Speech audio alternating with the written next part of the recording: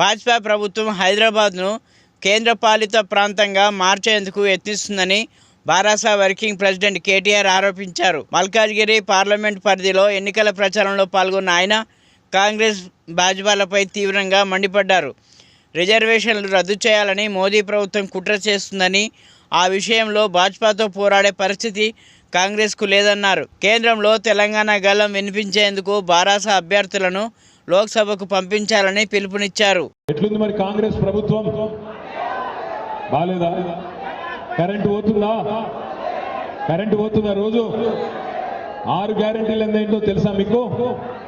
6 గ్యారెంటీలు అంటే ఏంటంటే, ఒక గ్యారెంటీ ఇన్వర్టర్, రెండో గ్యారెంటీ జనరేటర్, మూడో గ్యారెంటీ క్యాండిల్ లైట్లు, నాలుగో గ్యారెంటీ టార్చ్ లైటు, ఐదో గ్యారెంటీ పవర్ బ్యాంకు, ఆరో గ్యారెంటీ ఛార్జింగ్ బల్బు.